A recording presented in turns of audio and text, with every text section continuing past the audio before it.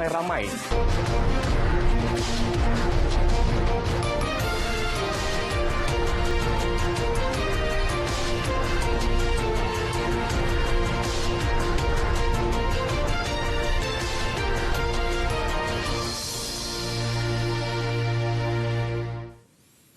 Assalamualaikum, bersama saya Abang Muasli. Abang Abdul Samad dalam Berita Pagi Sarawak edisi Sabtu 19 September. Kehilangan besar buat negara khususnya Sarawak atas pemergian pahlawan berani Dato' Awang Anak Raweng.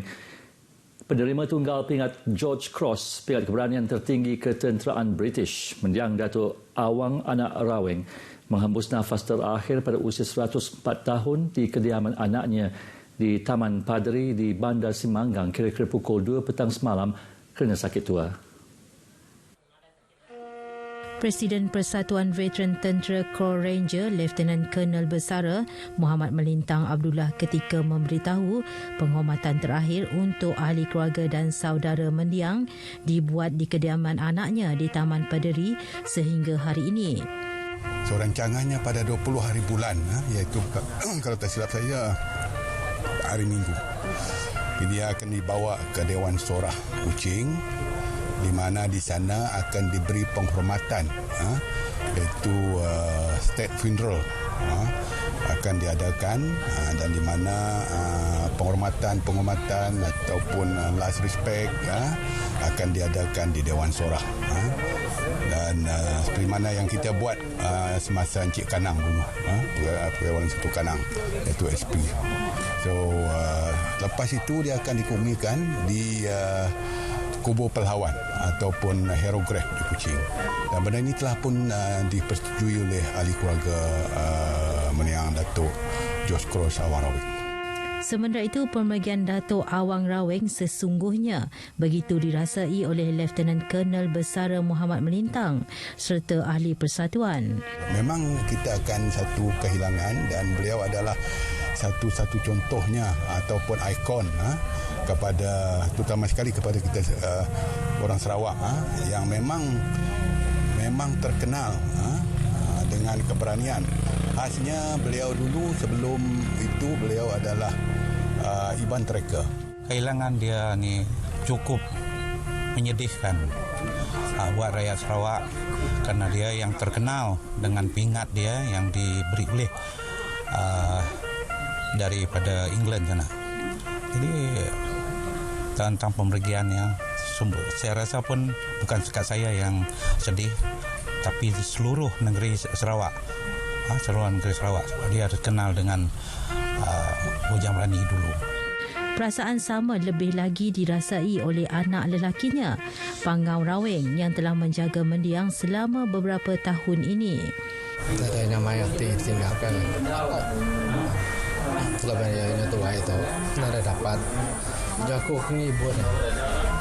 Mendiang Dato' Awang Raweng bekas Iban Trackers yang datang ke Tanah Melayu pada penghujung 1950-an sebelum diserap ke dalam Regimen Worcestershire dan Sherwood yang berpengkalan di Keluang Johor untuk menentang komunis.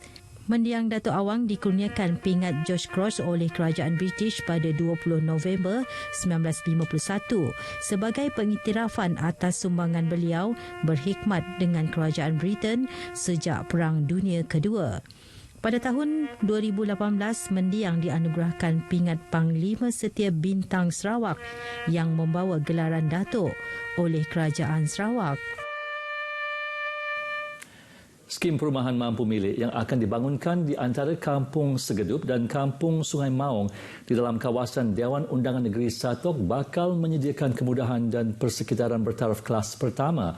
Ketua Menteri Datuk Petinggi Abang Johari Tun Openg memberitahu ini merupakan pelaksanaan rancangan penyusunan semula masyarakat dengan lebih tersusun.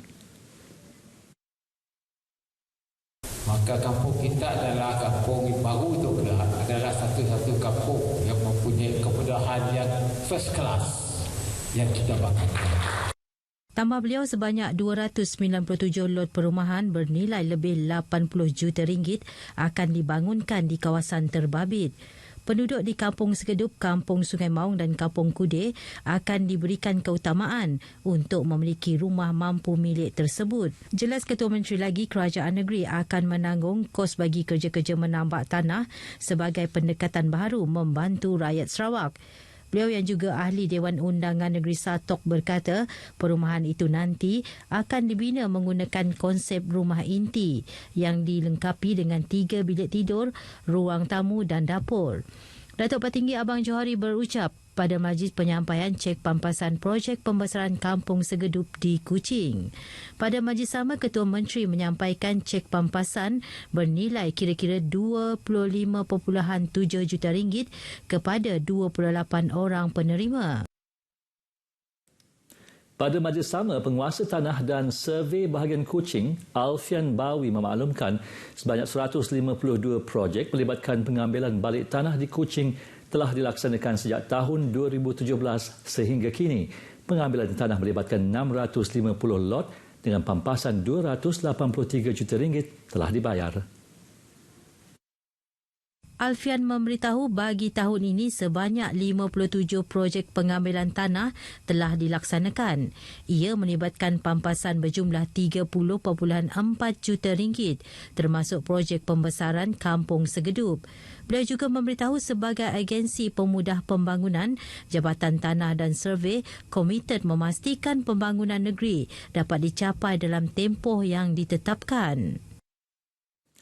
Para guru disaran menyumbang buah fikiran untuk membantu meningkatkan pencapaian keseluruhan Sarawak dalam peperiksaan awam. Ini kerana Sarawak masih jauh ketinggalan dari segi pencapaian akademik dengan negeri ini berada di tangga ke-14 peringkat nasional dalam pencapaian ujian penilaian sekolah rendah tahun lepas.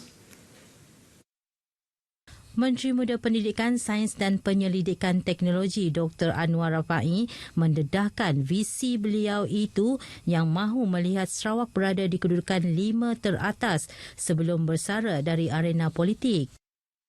I'll put up that challenge to all the teachers here in this hall so that in the next few years we can see Sarawak education or academic performance able to improve so much so that we can be among the top 5 states in this nation.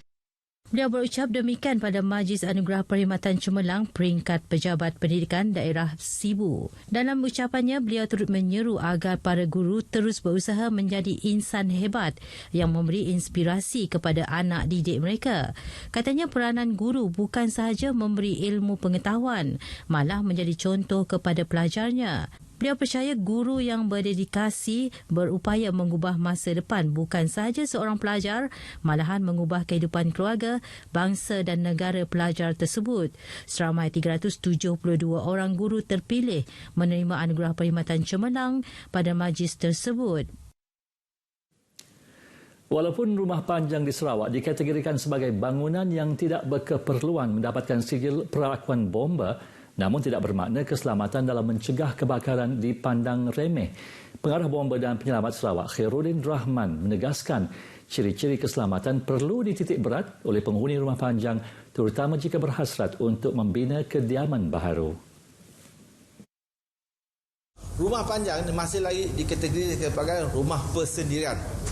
Dan di bawah Akta Bomba dan juga Sarawak Building Ordinance dan juga Sarawak Uniform Building Bylaw, rumah persendirian dalam kehendak-kehendak kebomban NA, not applicable, pada tidak keperluan. Meskipun menghadapi banyak cabaran dalam menangani isu kebakaran dan keselamatan rumah panjang, pihak Bomba tidak akan berputus asa. Sebaliknya akan terus mengadakan perbincangan dengan kerajaan negeri untuk mencari pendekatan secara holistik sama ada dari segi perundangan maupun program pendidikan dan kesedaran dalam kalangan penghuni rumah panjang. Khairuddin ditemui RTM pada majlis penyerahan sijil perakuan bomba kepada 2 pemilik premis di Betong. Setakat ini, 645 bangunan di Sarawak telah mendapatkan sijil perakuan bomba. Penduduk dari kawasan Sungai Binyok, Selezu dan Genaan memohon agar mempercepatkan pembinaan projek infrastruktur yang telah dijanjikan pelaksanaannya di 3 kawasan tersebut. Pengerusi Persatuan Penduduk Sungai Binyok, Selezu dan Genaan, Paul Nyipa Anak Lambat memberitahu, isu utama yang perlu diambil tindakan segera adalah pembinaan jalan raya yang lebih baik di penempatan itu. Paul Nyipa menjelaskan ketika ini penduduk dari kawasan tersebut terpaksa melalui jalan raya bertanah merah yang licin, berlumpur ketika hujan dan jalan yang sering dilanda banjir. Harapan kami untuk mendapatkan semua projek yang kami perlukan untuk keselesaan, untuk kesenangan penduduk tempatan kami. Lebih-lebih lagi kami daripada hulu sungai, jadi sekarang ini kita memang banyak masalah dihadapi kita untuk sampai ke rumah-rumah panjang. Okey, jadi lebih-lebih lagi jalan raya lah. Beliau menyatakan demikian selepas mempengerusikan mesyuarat Persatuan Penduduk Sungai Binyuk, Selezu dan Genaan di sebuah hotel di Bintulu. Selain itu, persatuan tersebut turut meminta projek-projek lain termasuk bekalan elektrik, bekalan air terawat dan telekomunikasi disegerakan pelaksanaannya, memandangkan ada di antara projek tersebut telah diluluskan peruntukan. Penempatan Sungai Binyuk, Selezu dan Genaan mempunyai kira-kira 30 buah rumah panjang dan 3 buah sekolah rendah. Paras air di takungan di empangan hidroelektrik Bakun kekal berada pada tahap normal walaupun bahagian tengah Sarawak mengalami keadaan hujan lebat. Sarawak Energy Berhad (SEB) dalam kenyataan memaklumkan meskipun terdapat peningkatan permukaan air di hulu empangan iaitu Sungai Baloi, namun takungan masih dapat dikendalikan tanpa perlu adanya operasi pelepasan air secara terkawal dari takungan alur limpah. SEB menambah pasukan DHEP Bakun memantau rapi paras air setiap hari selain pemantauan turut dilakukan di DHEP Murum.